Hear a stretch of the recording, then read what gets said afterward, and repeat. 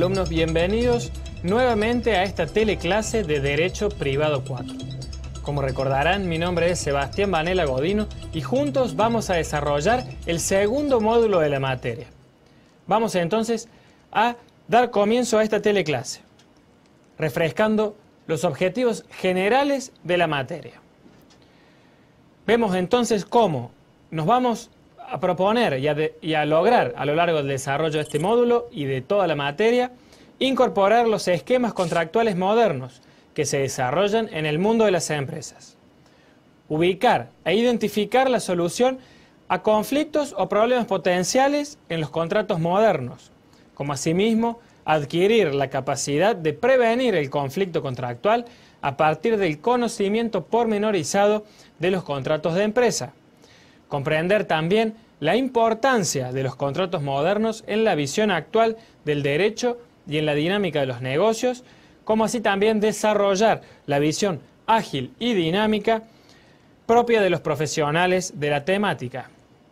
Veamos ahora cuál es el esquema conceptual de esta materia, Derecho Privado 4.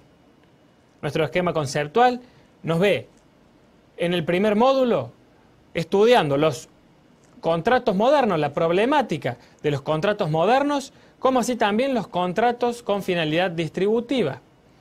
En el segundo módulo, que vamos a desarrollar a continuación, vamos a ver los contratos de cesión de uso, básicamente leasing, rent-a-car y tiempo compartido, y vamos a ver uno de los contratos más versátiles e importantes en la actualidad del mundo de los negocios, como es el fideicomiso.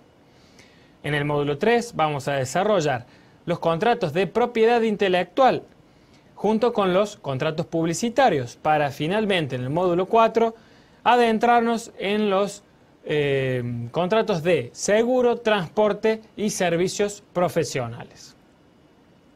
Veamos ahora cuáles son los objetivos específicos del módulo que vamos a desarrollar a continuación. Por un lado, vamos a analizar y comprender la estructura y funcionamiento de un contrato de fideicomiso. Estos contratos que han tenido gran auge y gran utilización e implementación en los últimos tiempos, y ya vamos a ver por qué es muy importante que conozcamos en detalle sus pormenores.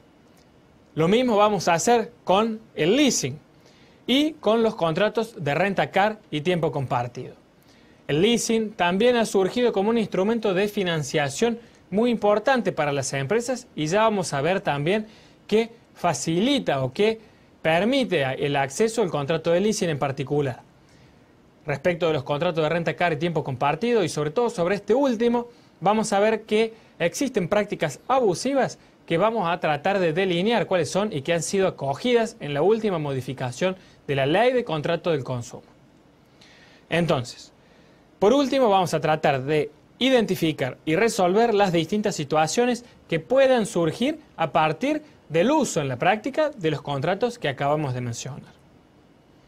Veamos ahora cuál es el esquema conceptual de este módulo 2.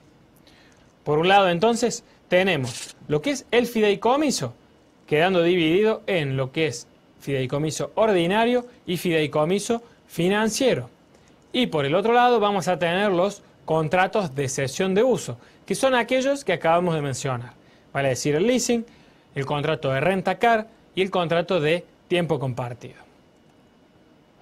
Metámonos de lleno ya en el desarrollo de la clase. Vamos a empezar con el contrato de fideicomiso. Vamos a ver entonces que el contrato de fideicomiso viene definido por el artículo primero de la 24.441 y va a haber fideicomiso toda vez que una persona, el fiduciante, transmita a otra, el fiduciario, la propiedad fiduciaria de bienes determinados o a determinarse para que al cumplimiento de un plazo o una condición transmita esos bienes al beneficiario, al fiduciante o al fideicomisario. Esa es la definición legal de este tipo mínimo que, recuerden los conceptos vertidos en el módulo 1, tiene pocos artículos la ley de fideicomiso, pero son muy útiles y como contracara de ello no vienen a auxilio, como sucede con las sociedades comerciales, una ley o aplicaciones supletoria de determinados artículos. Es por ello que habrá que detenerse sustancialmente en el contrato, en la redacción del contrato. Para ello vamos a ver cuáles son los pormenores de este contrato y en particular debemos tener siempre presente que el fideicomiso como contrato no es un negocio en sí mismo. ¿Qué significa esto? Que básicamente si los números no me cierran, si yo no hice un análisis de proyecto, una evaluación de proyecto de inversión, pues bien, el fideicomiso no me va a hacer cerrar los números en cuanto a la rentabilidad. Esos son criterios financieros que deben estar analizados previamente a la conformación del contrato, en tanto y en cuanto el fideicomiso no deja de ser un contrato que le da contención jurídica, que le da el marco legal a un negocio específico. Sin embargo, no brinda rentabilidad por su implementación, como podrá advertirse. Sin embargo, y como es una especie de gancho comercial o estructura de marketing para conseguir clientes, debemos tener siempre presente que el fideicomiso no es un negocio en sí mismo. ¿Cuáles son las pretensiones de los inversores a la hora de llevar adelante o de participar de un fideicomiso? Bueno, sin duda que influye a la hora de conseguir inversores quiénes van a ser los participantes o los integrantes de este contrato. Si hay prestigio en ellos, pues por supuesto va a ser más fácil la captación de los mismos y eventualmente ese prestigio, si está bien ganado, va a ayudar a minimizar el riesgo del negocio. El horizonte de retorno, ya lo hemos visto también en la misma definición de que se sujeta a un plazo o a una condición, es acotado, quedará sujeto entonces a este plazo o a esta condición. Garantías que aseguran el cobro son también cuestiones que interesan a los inversores y que el fideicomiso las provee. Puede ser ya sea a través de activos reales, que son los bienes fideicomitidos, vale decir, los bienes que se encuentran dentro del fideicomiso, como también la captación de flujos de fondo o cash flow que son aplicados sobre todo en los fideicomisos financieros. Por otro lado, otra de las cosas que interesan a los inversores es que el fideicomiso nos permite o nos brinda una herramienta de precisión con una estructura ágil y sólida que permite minimizar riesgo. Esta herramienta de precisión es un instrumento jurídico que viene a formar un traje a medida para un negocio puntual. Sin embargo, para el desarrollo de actividades, ya vamos a ver que es conveniente implementar la actividad comercial a través de las sociedades comerciales, mientras que el objeto, o mejor dicho, la protección del negocio en particular, cuando la intención de los empresarios o el objeto de los mismos es la protección de un negocio puntual, el fideicomiso es la estructura o la herramienta jurídica más útil y versátil para ajustar a medida del negocio y suplir así las necesidades con plena contención jurídica.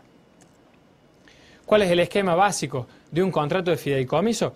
Podemos apreciar que, de acuerdo a la definición, vamos a ver que el fiduciante es el propietario de los bienes que se entregan al fideicomiso. Esos bienes que se entregan, se transmite la propiedad fiduciaria, no se transmite el dominio pleno, ya que, por ejemplo, dentro de lo que es, y a diferencia de lo que sucede con el Código Civil, el dominio o el derecho de propiedad es perpetuo, mientras que esa propiedad fiduciaria o dominio fiduciario está sujeto, como dijimos ya en la misma definición, está sujeto a una condición o a un plazo.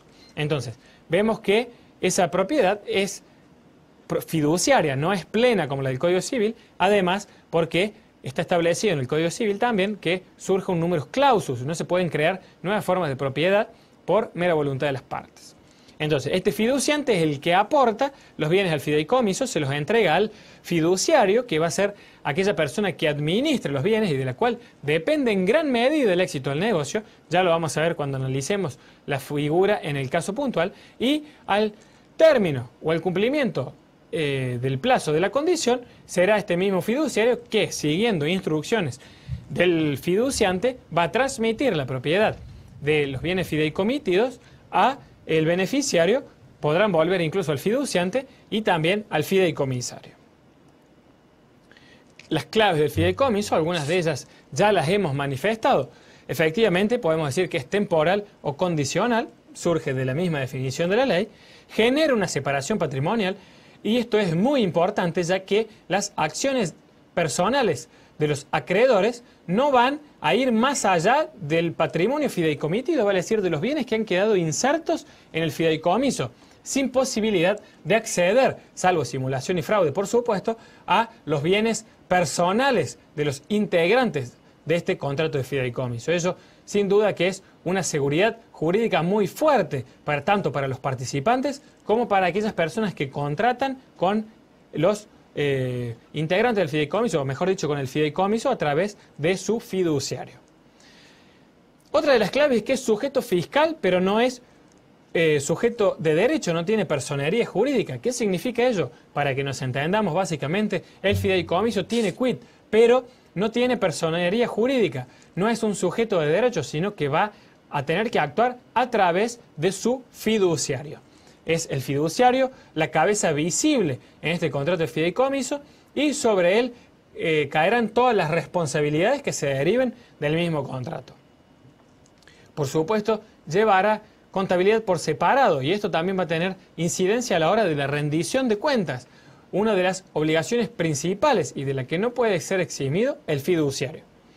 Una amplia libertad contractual que se refiere básicamente a lo que vimos en la teleclase anterior respecto del tipo mínimo.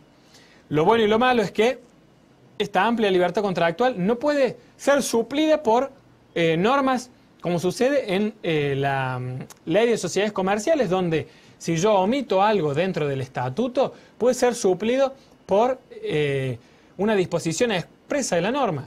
En este caso, lo que las partes no han previsto en el contrato queda fuera y quedará supeditado a la interpretación de un tercero, llámese juez y cualquier otro tercero. Entonces, vemos cómo una de las posibilidades de disminuir los riesgos del fideicomiso es a través de una buena redacción del contrato. Por lo tanto, repetimos este consejo que también brindamos en la primera teleclase de que se debe tomar todo el tiempo necesario para comprender el negocio y detallar pormenorizadamente cada uno de los aspectos que pueden generar conflicto, preverlos, redactarlos en el contrato y así minimizar los riesgos de llegar a instancia judicial. No cae en quiebra el fideicomiso. Este es otro de los puntos fuertes desde el punto de vista comercial incluso de la figura, pero debemos decir que hay que agregarle una parte a esta afirmación. No cae en quiebra, pero se liquida. ¿Qué significa?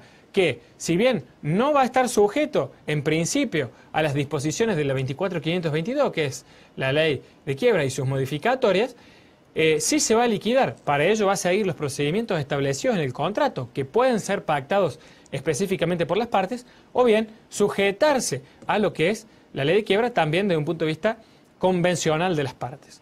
¿Qué significa esto? Que las partes pueden acogerse voluntariamente al régimen de quiebras. Sin embargo, si las partes así lo previeran, podrían sujetarse a un régimen de liquidación que nada tenga que ver y que tenga en cuenta otros parámetros que no van a ser los de la ley de concursos y quiebra. Respecto de su constitución, vamos a ver que puede hacerse de dos formas. O bien por un acto entre vivos, vale decir con la firma de un contrato, o bien con una disposición de última voluntad, dentro de la cual vamos a encontrar, por supuesto, las limitaciones de orden público que implican las legítimas y que además deben hacerse con las formalidades de una disposición de última voluntad que no son pocas y que suele traer algún tipo de complicación dentro del ámbito testamentario. Entonces, atención a estas cuestiones. Respecto del contrato de constitución, vemos cómo tienen que estar individualizadas las partes, por supuesto. Individualización o posibilidad de individualizar a los beneficiarios. No hace falta que estén determinados, pero sí hace falta detallar cuáles van a ser las características para determinarlos. Individualización de los bienes, e incluso se pueden incorporar bienes futuros. Plazos o condiciones, el máximo legal es de 30 años, salvo que se trate de un incapaz, en cuyo caso durará de por vida. El destino del remanente, si lo hubiere, por supuesto, derechos y obligaciones de las partes. Aquí es donde mayor detenimiento debemos tener a la hora de la redacción del contrato. Las causales y formas de sustitución del fiduciario, ya que si no existen procedimientos complejos dentro de la ley, por ejemplo, sujetar a la ley de entidades financieras, o el juez, mejor dicho, va a nombrar una ley de entidad financiera autorizada para ser fiduciario profesional, lo cual no tiene nada de convencional en cuanto a las partes, y por supuesto las causas de extinción del contrato que además de las que están previstas en la ley, podrán las partes libremente pactar otras. Con esto me despido y seguimos analizando el contrato de fideicomiso en el próximo bloque.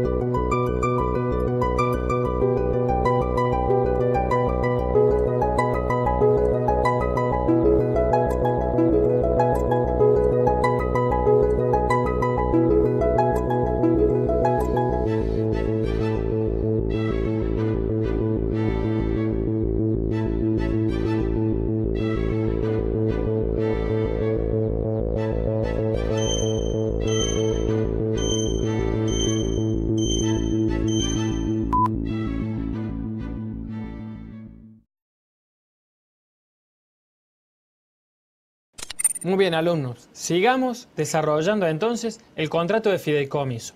Nos vamos a abocar ahora al estudio de la figura más importante del contrato, que es el fiduciario. En el ámbito de los fideicomisos suele generarse esta frase que dice que un fideicomiso es tan bueno como lo es su propio fiduciario. ¿Qué significa esto?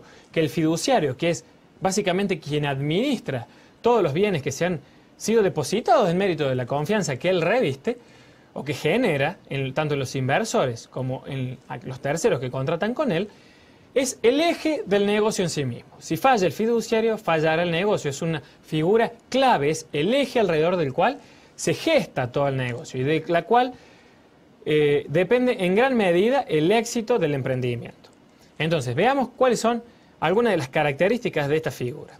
Ya dijimos que es la cabeza visible, pero además ello implica que es el responsable frente a los intervinientes, terceros y organismos estatales. Si, por ejemplo, existe alguna inspección de la AFIP, por ejemplo, vamos a ver que la AFIP se dirigirá contra el fiduciante, por supuesto, contra el fiduciario, por supuesto en el carácter de fiduciario. Esto vale destacar que se relaciona de manera directa con una de las ventajas del fideicomiso, que era la separación patrimonial y que mencionamos anteriormente. Entonces, va a responder como fiduciario, pero va a ser la AFIP en su momento la que se va a dirigir contra el fideicomiso representado en la figura del fiduciario. Vemos también que su correcta elección puede definir el éxito del negocio. Esto es lo que acabamos de decir. Si traemos a alguien de gran prestigio, eventualmente también va a servir desde el punto de vista comercial y de hecho, el éxito del negocio no solamente tiene que ver con que se lleve a cabo bien el negocio, sino que también la rentabilidad aparezca. Y eso también va a ser tarea del fiduciario. Recordemos que el fiduciario va a poder delegar sus actividades. Por ejemplo, si se le compromete a alguna tarea de la cual no tenga, digamos, o título habilitante o la idoneidad suficiente. Pero hay algo que no va a poder nunca delegar y es su responsabilidad.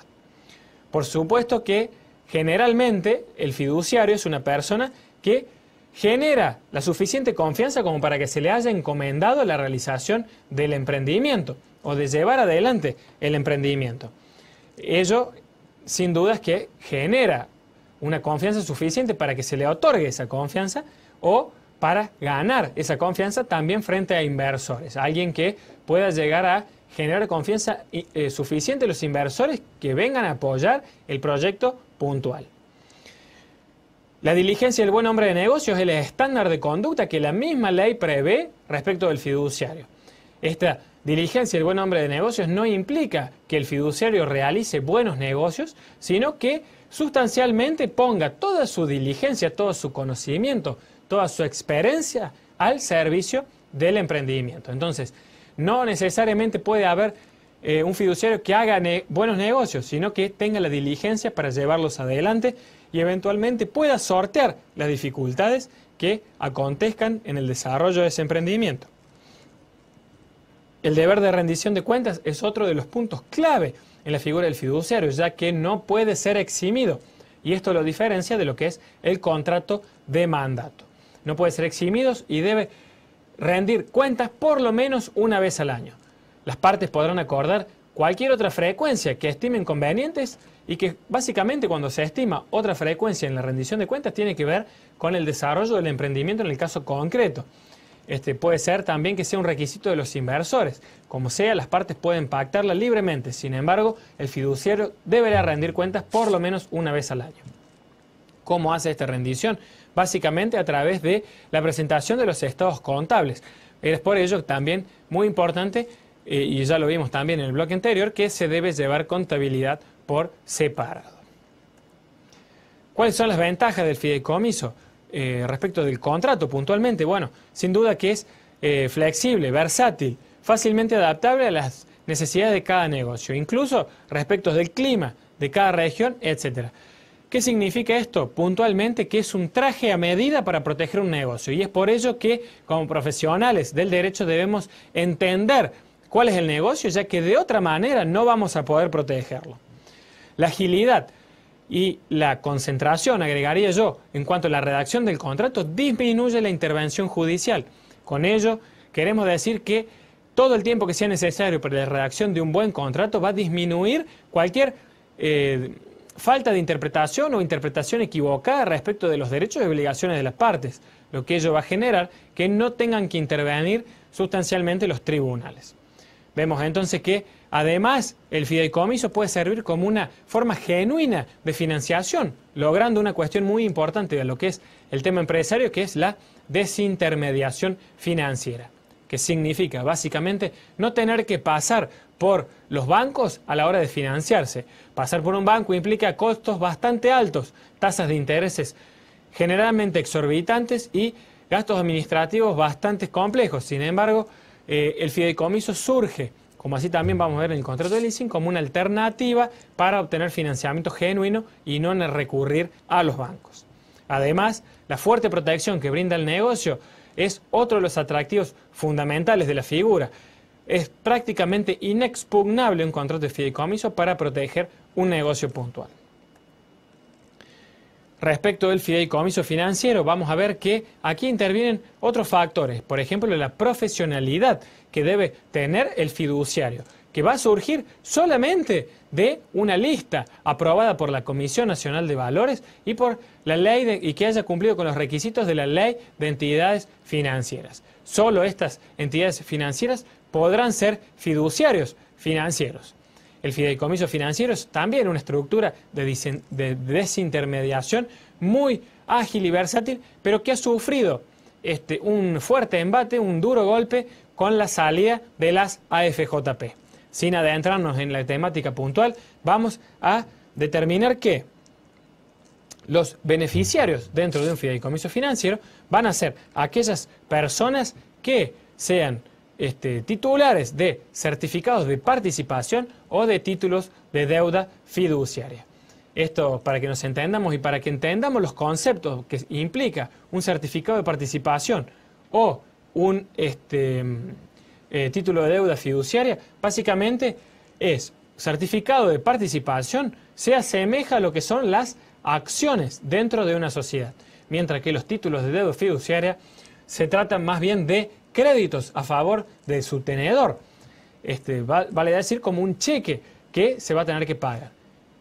Esta diferencia no es menor, ya que ambos pueden circular, y esta es la característica común que tienen, en el mercado de capitales, ya que son títulos valores. Recordemos que las características de los títulos valores es un derecho autónomo y literal que surge que está inserto en el mismo título, por lo tanto es abstracto y es fácilmente comerciable, y de allí su posibilidad de participar de la desintermediación financiera y obtener liquidez a través de los procesos de securitización de carteras de crédito fundamentalmente, con estos instrumentos. Dijimos que a partir de la salida de las AFJP sufrieron un duro golpe, ya que, por ejemplo, la financiación del consumo se realizaba a través de estos instrumentos que además, a partir del año 2007, habían tenido un tema respecto a los impuestos y habían tenido que pagar impuestos a las ganancias, impuestos por el cual estuvieron exentos durante un plazo considerable desde su implementación a partir del 94 con la ley de fideicomiso. Vamos ahora a otro de los contratos importantes y que es el contrato del leasing. ¿Qué pasa con el leasing? Básicamente podemos decir que es o consiste también en una técnica de financiamiento que viene a fundamentalmente a atender una necesidad de las empresas que tiene que ver con la caducidad tecnológica. Entonces, permite actualizarse tecnológicamente las empresas, seguir produciendo como corresponde y eventualmente tener estos beneficios a través de un canon periódico, el desembolso de un canon periódico y eventualmente también ejercer una opción de compra llegado a un determinado periodo de la relación contractual. ¿Cuáles son las ventajas dentro de esta situación? Bueno, por supuesto que si alguien compra algo, le va a salir mucho más caro que ponerlo en leasing, aunque de hecho el leasing depende, o el canon que debe pagarse, deberá también tener en cuenta algunas cuestiones. Suele hacerse respecto a esta actualización tecnológica de maquinarias bastante costosas, por lo tanto, le permite al tomador del leasing tener esa nueva máquina, esa actualización tecnológica, sin los desembolsos o las erogaciones excesivas o excesivamente onerosas para seguir produciendo a mayor escala. También brinda una mejor calificación crediticia, ya que tiene riesgos de recupero mucho menores y generalmente se mezcla o se asimilan a lo que es el contrato de leasing 4 contratos, que es una mezcla, digamos así, el contrato de leasing de lo que es la locación, compra-venta, mutuo y garantía. El contrato, si lo vamos a definir, podemos manifestar que es el contrato mediante el cual dos partes se obligan recíprocamente, una a conceder el uso y goce de una cosa por un plazo determinado, otorgando a la contraparte al mismo tiempo una opción irrevocable de compra sobre dicha cosa por un precio cierto en dinero y la otra se compromete a pagar un canon y en el caso de ejercer la opción de compra, el precio residual. ¿Cuáles son los elementos típicos y especiales del contrato de leasing? Como elementos típicos tenemos la transferencia onerosa de la tenencia sobre un bien determinado para su uso y goce.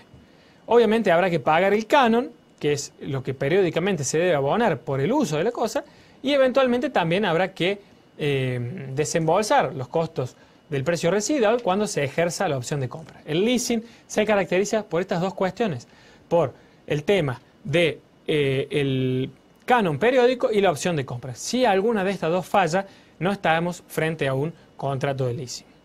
Respecto de los elementos especiales, vemos que se debe tener en cuenta también las características del sujeto, los bienes que lo integran, sean bienes muebles o inmuebles, que deben estar individualizados.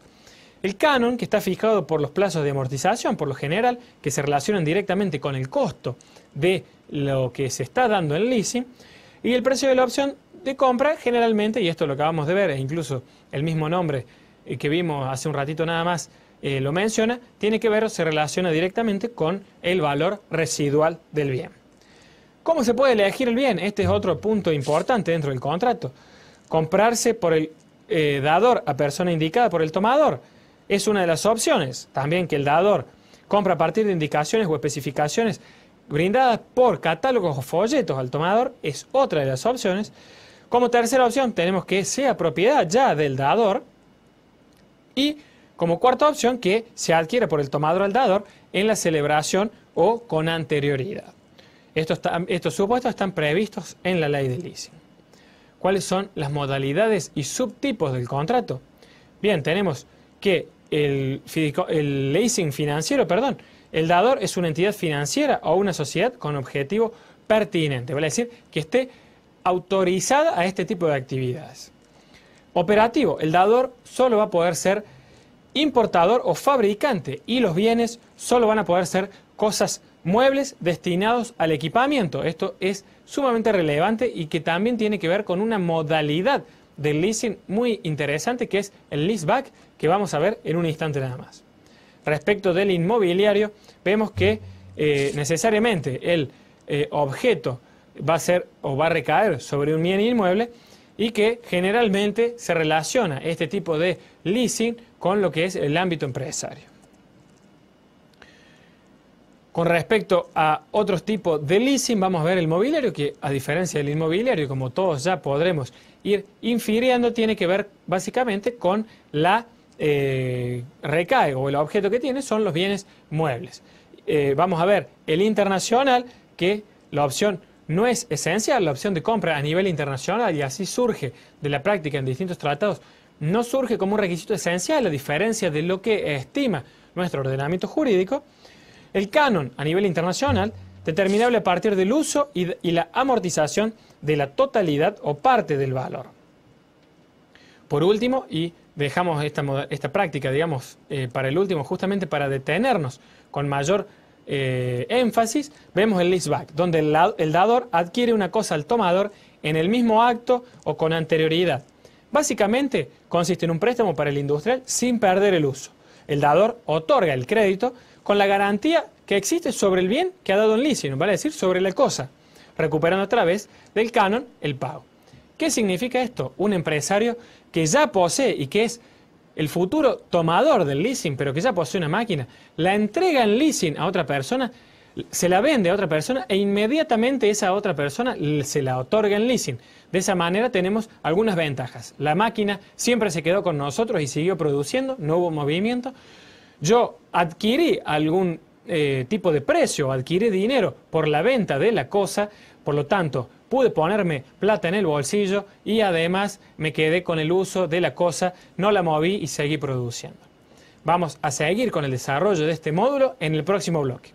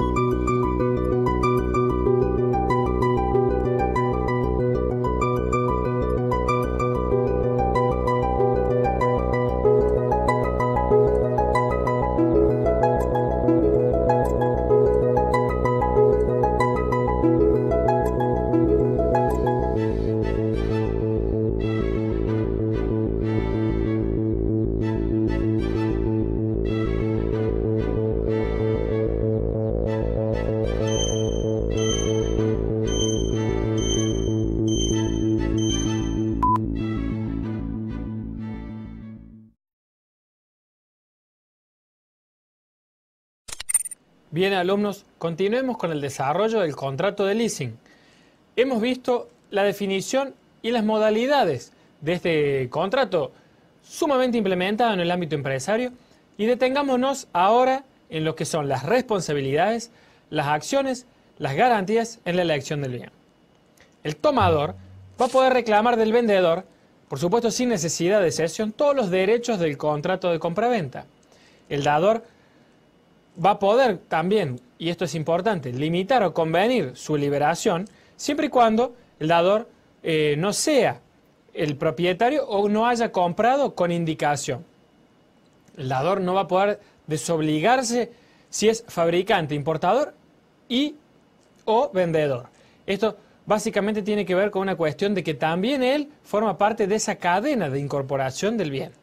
En el leaseback, el dador no responde por evicción y vicios redivitorios salvo pacto en contrario. Y ello se justifica en la medida de que en esta modalidad específica del contrato de leasing, vale decir en el leaseback, el tomador era el antiguo propietario del bien. Por lo tanto, si hay algún tipo de vicio redivitorio o se debe responder por evicción, el tomador puede o debía conocerlos, ya que de otra manera quizás estaría obrando de mala fe. Entonces, vemos también respecto de la opción de compra que solamente va a poder proceder una vez que se hayan pagado las 3/4 partes del canon total. Se puede pactar una opción de compra anterior a esas 3/4 partes del cumplimiento del contrato, pero nunca va a poder pactarse una cláusula que imponga una opción de compra con posterioridad a esos 3/4 partes de cumplimiento del contrato. Por supuesto que dentro del ámbito del leasing la responsabilidad es objetiva y es exclusiva del tomador. Vamos a ver este aspecto fundamental de la opción de compra que dentro de nuestro marco normativo tiene gran relevancia, aunque, como recordarán en el próximo bloque, en el bloque anterior, no tenía tanta incidencia en lo que es el ámbito internacional, esta opción de compra que no era tipificante del leasing en el ámbito internacional. Sin embargo, y en mérito de que sí lo es para nuestro ordenamiento jurídico, vamos a detenernos puntualmente en esta característica del contrato. Por supuesto, es una facultad irrenunciable. Esto, si no, estaríamos dentro de algún otro tipo contractual, es algo que debe estar presente sí o sí para que sea tipificado como leasing. Puede pactarse como cláusula, como anexo o como acto documental diferente, siempre y cuando remita o encuentre su causa en el contrato principal. Básicamente esto tiene que ver con la forma, no necesariamente tiene que estar en el mismo contrato, sino formar parte, ya sea por documento, en el mismo documento o por documento separado de lo que es el contrato de leasing. Van a ser uno solo, independientemente de que estén en, digamos, documentos separados. Antes del ejercicio de la opción de compra, como ya ustedes podrán advertir, el tomador solo tiene la tenencia del bien y puede disfrutarlo y gozarlo, pero sin embargo no es el propietario. Una vez que se ejerce esta opción de compra, todas las características del derecho de propiedad se aplican sobre la cosa y respecto del tomador. Luego del ejercicio de la opción de compra, el tomador es adquirente, como acabamos de decir, y deberá cumplir, y esto es muy importante, con las formalidades de la transmisión. La transmisión impone sus formalidades en mérito de la naturaleza del bien que se ha transmitido o que ha motivado el leasing, que ha sido objeto de este contrato. Entonces, si estamos hablando de inmuebles, deberá realizarse a través de instrumento correspondiente, vale decir, la escritura pública. Depende eventualmente también algún bien mueble registrable, como puede ser algún vehículo, también deberán cumplirse con las formalidades específicas para que dicha transmisión sea efectiva y también oponible a terceros. La renovación del contrato de leasing tiene que ver o influye también en el tema de la opción de compra, ya que no viene a sustituirla, sino que es una especie de modalidad de la misma. No se adquiere la cosa con la renovación, sino que se la sustituye por otra cosa distinta a la provista por el dador. Es característico toda esta situación en lo que son las condiciones de actualización tecnológica, que como vimos es el motivo fundamental del contrato de leasing. Es uno de los motivos que tienen los empresarios para llevar adelante este tipo de contratos. No solo en cuanto a maquinaria costosa, sino que también en la actualidad se acoge este tipo de contrato, vale decir el leasing, con, por ejemplo, software específico que debe mantenerse actualizado. La prórroga del contrato puede pactarse siempre que no desplace la opción de compra, ya que de esta manera, si se desplazara la opción de compra, se estaría vulnerando el contrato o se estaría desvirtuando su naturaleza. Es una medida protectoria en cuanto a los intereses del tomador. La forma y oponibilidad, vamos a ver que puede realizarse tanto por instrumento público como privado. Deberemos estar atentos a la naturaleza del bien que se está dando en leasing, esto desde ya, y deberá inscribirse en el registro respectivo para cumplir plenamente con esas formalidades. La oponibilidad desde la entrega del bien, si se inscribe, es de 5 días hábiles. ¿Qué significa esto? Que si yo dentro de esos 5 días hábiles inscribo debidamente el bien que se dio en el leasing, yo podré oponer desde la firma del contrato la validez del mismo. Vale decir que frente a terceros el contrato de leasing ya estaba vigente. Recuerden, esos 5 días son para la inscripción, pero se retrotrae el efecto del leasing hasta el momento de la firma. Obviamente, si se hace luego de esos 5 días, la oponibilidad comienza a regir desde el mismo momento de la inscripción. ¿Cuáles son los derechos del tomador del leasing? Pues bien, el uso regular de la cosa, el ejercicio de la opción de compra, que debe ser oportuno, donde se debe pagar el valor residual y se debe cumplimentar con todos los recaudos legales pertinentes. Las obligaciones del tomador van a ser, sin ningún tipo de lugar a dudas, no vender la cosa, no cederla, ni tampoco gravarla. ¿Cómo se extingue este contrato de leasing? Bien, se va a extinguir por cumplimiento del plazo, ya que, por ejemplo, esta opción de compra es justamente una opción. El tomador puede o no hacer uso de esa opción. Si no hace uso de la opción, una vez vencido el contrato, se cierra, digamos, la relación vinculante entre las partes a partir del contrato. Por acuerdo entre las partes, supongamos que las partes no estén interesadas en seguir o de seguir llevando adelante el contrato que habían suscrito oportunamente y deciden de común acuerdo resolverlo. Pérdida de la cosa, ya que hay una imposibilidad de cumplimiento del objeto.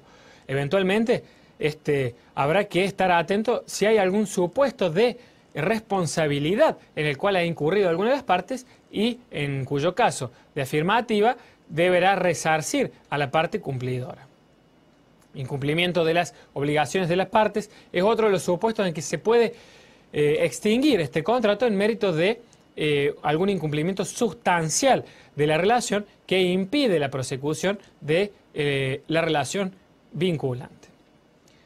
Siguiendo con el desarrollo de la clase, vemos que respecto de lo que es la cancelación sobre muebles o software, esta se puede realizar o bien a través de una resolución judicial o bien a solicitud del dador. El tercer supuesto también es a solicitud del tomador, pero luego del plazo y en las condiciones en que puede ejercer la opción de compra, no antes, y siempre y cuando el contrato se encuentre inscripto. Respecto de la cesión de contratos o de créditos para los fines de la securitización, que también eventualmente puede realizarse a través de los contratos de leasing, el dador puede hacerlo en mérito de la 24.441, no se perjudican los derechos del tomador. ¿En qué sentido? Aquí, básicamente, lo que prevé la ley en cuanto a esta cesión específica de los créditos relacionados con la securitización en general, es que no se debe comunicar esa cesión de los créditos al fideicomiso, sino que eso no tiene ninguna injerencia en lo que hace el tomador, por lo tanto no se han vulnerado sus derechos y esa cesión es plenamente válida pese a lo dispuesto en la cesión de créditos del Código Civil que implica o requiere la notificación al acreedor. Vemos entonces ahora el tema de la ejecución de los bienes muebles y de los bienes inmuebles. Cuestiones que dijimos mejoran la calificación crediticia porque es más fácil o no es tan complejo la recuperación de la cosa, otorga mejores garantías respecto del recupero tanto de bienes muebles como de inmuebles. Veamos qué pasa con los inmuebles en un primer momento.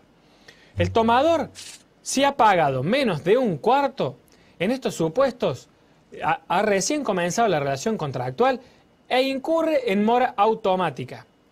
Ello implica necesariamente que deba ser desalojado. Digamos, no es necesaria notificación para la constitución en mora, sino que se le corre vista por 5 días, pudiendo el tomador pagar por única vez y así desactivar este desalojo que se está iniciando en su contra, y si no, directamente se produce el lanzamiento del tomador. Con un pago mayor de un cuarto e inferior a 3/4, la situación es que se lo debe intimar al tomador, que también es deudor, por 60 días corridos y luego se deberá presentar la demanda en debida forma. Respecto del pago mayor a 3/4 partes o, digamos, cuando existe todavía la deuda, luego de que surja la posibilidad del ejercicio de la opción de compra, se lo debe intimar por 90 días y luego sí podrá eventualmente el dador plantear demanda en debida forma. Otra de las cuestiones, y respecto de este último supuesto en particular, es que podrá eventualmente el deudor, el tomador deudor, optar por el ejercicio de la opción de compra, en cuyo caso deberá pagar el precio residual y quedarse con el bien inmueble en su poder. ¿Qué pasa con los bienes muebles? Bien, ahí tenemos que procede el inmediato secuestro de los mismos. Esto, digamos, el procedimiento básicamente consiste en la presentación del contrato luego de haber interpelado por 5 días al tomador, lo cual implica la resolución del contrato. Se puede también accionar para cobrar el canon adeudado y eventualmente si hubo alguna cláusula penal, eventualmente también se podrá pactar el recupero o el cobro de esa cláusula acordada. Además de ello, sin duda que se puede cobrar las costas y los daños y perjuicios que se hubiesen ocasionado. Todo ello va a través de la vía legal, por supuesto, y dentro de lo que es el juicio ejecutivo podremos reclamar el canon no pagado, incluyendo la totalidad del canon pendiente, obviamente que surja del contrato. Esto es muy importante, ya que favorece una rápida recuperación de eventualmente la inversión que realizó el dador para la adquisición de la cosa. Y dentro de este supuesto del juicio ejecutivo, solo va a proceder el secuestro si se venció el plazo ordinario y no se pagó el canon ni se ejerció la opción de compra. Otra de las medidas en que podría llegar a proceder el inmediato secuestro es cuando hubiese un grave peligro de conservación de la cosa, en cuyo caso, y en la mayoría de los casos así se implica la práctica, se deberá prestar también contracautela y las demás medidas o requisitos para las medidas cautelares. ¿Por qué las empresas toman leasing?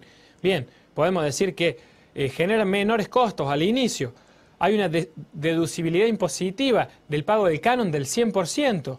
Hay un diferimiento del pago del IVA que también tiene incidencia en lo que es materia empresaria, como todo lo que tenga que ver con los impuestos. Hay una actualización tecnológica o upgrades que tiene que ver básicamente con la eficiencia en la producción. La eficiencia en la producción se la da la tecnología con la cual se utilizan, por ejemplo, la fabricación de envases. Es muy común que se utilice esa actualización tecnológica o leasing para mejorar la producción. Mejora los ratios financieros, por supuesto, evita la inmovilización de activos, ya que se encuentra circulante el activo, no es, salvo que se ejerza la opción de compra, no es nuestro, sino que es de otra persona, y también es una fuente alternativa de financiamiento que facilita también la desintermediación financiera, como lo vimos también respecto del contrato de fideicomiso que analizamos en los segmentos anteriores. Con esto damos por cerrado leasing y vamos a ver en el próximo módulo lo que es renta car y tiempo compartido. Vamos a ver ahora, previo al comienzo del cuarto segmento, el recurso que se relaciona directamente con lo que es tiempo compartido. Los espero en el próximo segmento. Bien, chavo, ya llegamos. ¿Qué te parece, ¡Es lo máximo! Qué bueno que te guste. Sí, está todo. ¡Épale, ratero de queso! Oye, chavo, ¿qué te pasa? ¿Qué no está viendo que se está robando sus maletas? No se está robando nada. El joven es empleado del hotel y solamente está ayudando a bajar el equipaje. Entonces, que se lleve también el mío.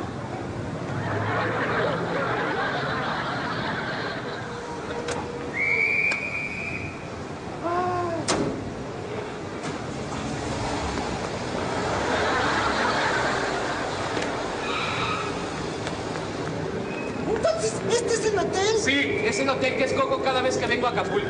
Está preciosísimo. Uy, eso que no lo has visto por dentro, chavo. ¿Vamos? Sí.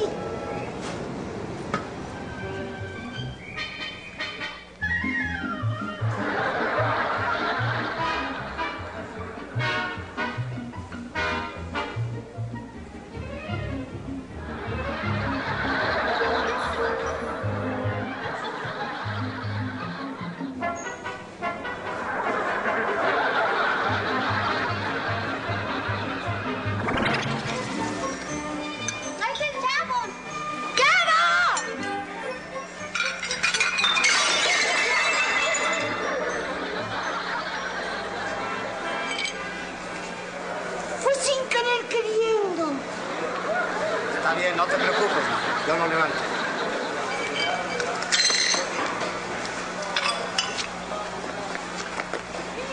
Oye, chavo, ¿qué no vas a desayunar? Sí, ¿por qué no me avisaron que estaban aquí? Ay, chavo, es que estabas durmiendo tan sabrosamente. Ni tan sabrosamente, porque usted ronca como carcacha descompuesta. ¿Cómo carcacha descompuesta? ¿Cómo carcacha descompuesta?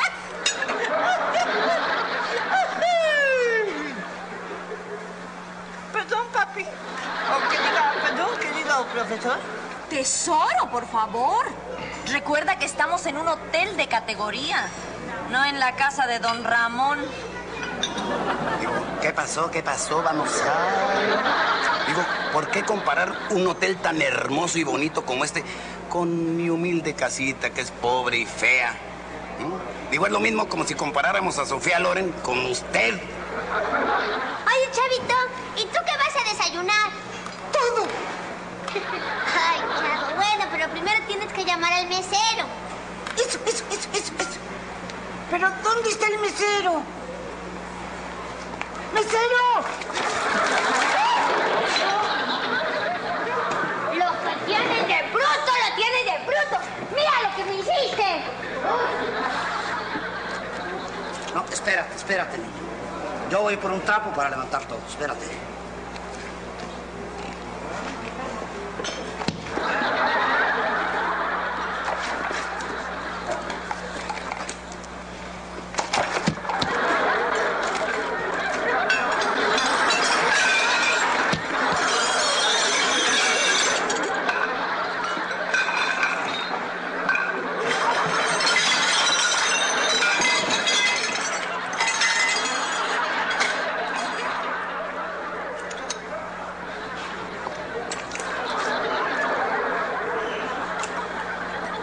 ¿Sabe qué?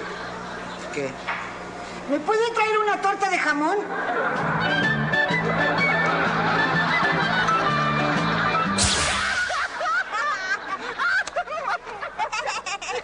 ¿De qué se ríen? Bueno, chavo, nos estamos yendo de los trajes de baños ridículos. Oye, Kiko, tenías razón. El tuyo no es el más ridículo, ¿eh? Pues creo que no. El más ridículo es aquel. Sí, es cierto. Sigamos, queridos alumnos, con el desarrollo de esta teleclase número 2 que estamos desarrollando y que hemos visto lo que es el contrato de fideicomiso y todo lo que tiene que ver con los contratos de cesión de uso. Han podido ver el recurso, les anticipamos que se relacionaba con lo que es tiempo compartido, pero previamente a adentrarnos a ese contrato específico, vamos a ver de qué se trata el contrato de renta-car. Vaya a destacar que el contrato de renta-car es un típico caso de un tipo legal de importación. Vale decir, no es genuino de nuestros usos y costumbres, sino que ha sido importado y que tiene que ver también con las necesidades empresarias en el ámbito de los negocios. Vemos que este tipo legal de importación básicamente trata de que una de las partes, la empresa organizadora, otorga o presta la locación de un vehículo para su uso y goce por un tiempo determinado y a cambio del pago de un precio. Sin duda que estamos hablando de actos de administración y no de disposición, y que se debe tener en cuenta sobre todo la organización económica del contrato, que parte de la masividad. De nada sirve a la empresa organizadora rentar o alquilar pocos vehículos. Su negocio está en la contratación masiva. De hecho, vamos a ver cómo puede contratarse tanto para personas físicas como para empresas. Por ejemplo, flotas de vehículos. El ofrecimiento masivo hace perder la individualidad del bien. Vale decir que se van a quedar individualizadas solamente por el género de las cosas.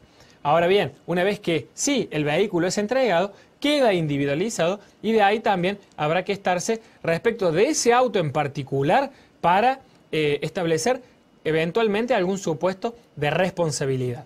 El tema del género tiene que ver con que yo, cuando voy a contratar un servicio de rentacar, contrato directamente determinado modelo o una determinada marca y modelo, y eventualmente eso es fungible hasta el mismo momento en que a mí me entregan las llaves del auto y ya queda perfectamente individualizado. Como dijimos, se puede aplicar tanto respecto de personas físicas como respecto de empresas. Por lo tanto, vamos a poder tener un contrato de consumo. Recuerden que a partir de la modificación de la Ley de Defensa del Consumidor, hoy hablamos ya de relación de consumo, lo que es mucho más amplio, que es cuando se ofrece al público en general y tiene al usuario como destinatario final. Además, y esto respecto ya más de la utilización de este tipo de contratos respecto de las empresas, puede formar parte de la integración de un proceso productivo, en cuyo caso va a formar parte de un ámbito empresario y se van a utilizar estos vehículos como bienes de capital. La contratación de seguros es fundamental en este contrato, ya que se deben cumplir todos los requisitos para que estos vehículos puedan surgir. En nuestro ordenamiento jurídico, la contratación de un seguro de responsabilidad civil contra terceros es obligatorio para circular, por lo tanto, se deberán cumplimentar con este y otros requisitos que a continuación veremos para que el vínculo contractual sea plenamente válido.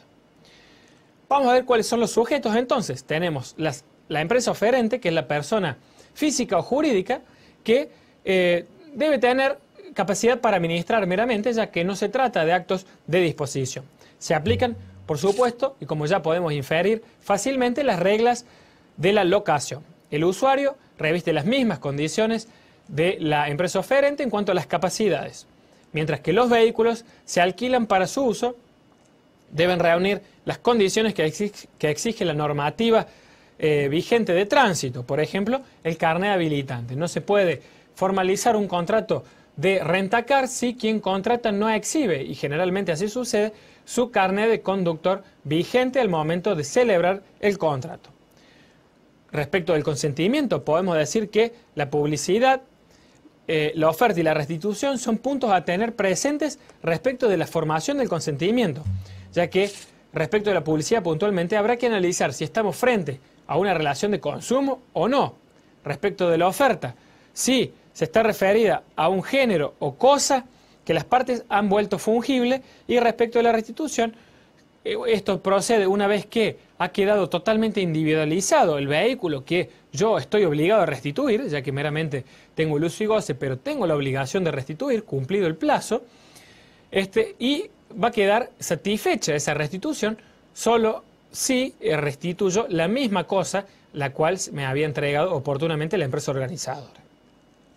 En cuanto a los objetos, por supuesto, estamos hablando de automóviles que deben estar debidamente inscritos en los registros y deben tener habilitaciones correspondientes según el régimen vigente. Respecto del precio, existen distintas formas de pactar el precio en un contrato de rentacar.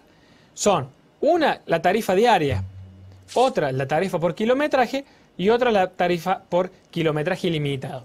Dependerá específicamente de las necesidades de aquel que contrata para aplicar o utilizar la modalidad de pago del precio que más le convenga o le corresponda. Por supuesto que tiene la amortización del precio, tendrá distintos ítems insertos en el mismo a los fines de la recuperación del capital invertido por parte de la empresa organizadora.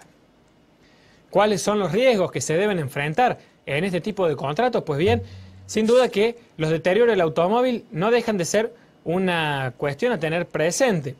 Los deterioros normales, sin embargo, y los derivados del uso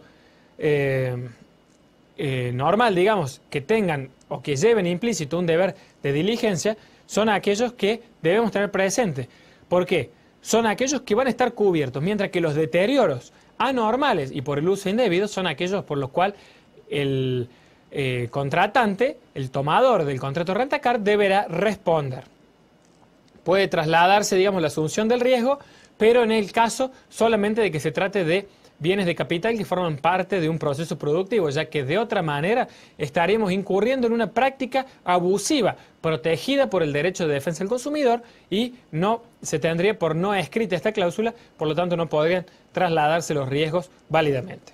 Respecto de los daños, por supuesto debemos tener presente que la existencia del contrato de seguro, y dentro de la existencia de ese contrato de seguro existen excepciones que se relacionan directamente con el dolo o la negligencia, pero también con el uso no autorizado, con la información falsa o fraudulenta, vale decir, con la reticencia por parte del asegurado, en este caso el tomador del vehículo. Ya vamos a ver que este concepto de reticencia tiene gran influencia en lo que es el contrato de seguro, que vamos a desarrollar con mayor precisión en el módulo 4.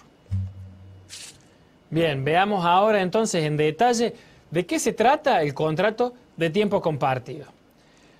Sabemos, y esto ha sucedido a lo largo de la práctica de lo que es el tiempo compartido, que suelen darse abusos por parte de las empresas que llevan adelante este tipo de contratos y que tienen que ver básicamente con la instigación o con el más allá del sugerimiento normal que puede tener una empresa en el interés de que se firme un contrato de tiempo compartido. Es por ello que son comunes los abusos, las prácticas abusivas en este tipo de contratos y que tienen que ver básicamente con un ambiente de fiesta donde se pone música, donde eventualmente las personas están acompañadas de bellas señoritas, se les da alcohol y eventualmente no, o con la promesa de un regalo, y finalmente nada de esto se lleva adelante, solamente se tiene por objeto la firma de un contrato de tiempo compartido, donde muchas veces se afecta el consentimiento y hasta han llegado a haber casos donde se ha encerrado a la gente sin poder salir del lugar donde se estaba llevando adelante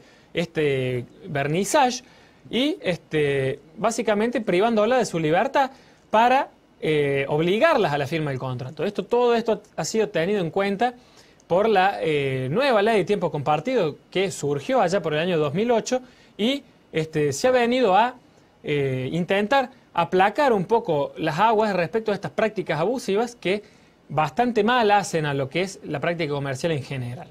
Entonces, vemos cómo desde ya la definición de tiempo compartido es bastante larga y tediosa, sin embargo, es justamente la intención del legislador dejar cada uno de los detalles pormenorizadamente detallados para que no haya o no favorecer ninguna práctica abusiva hacia los eventuales consumidores.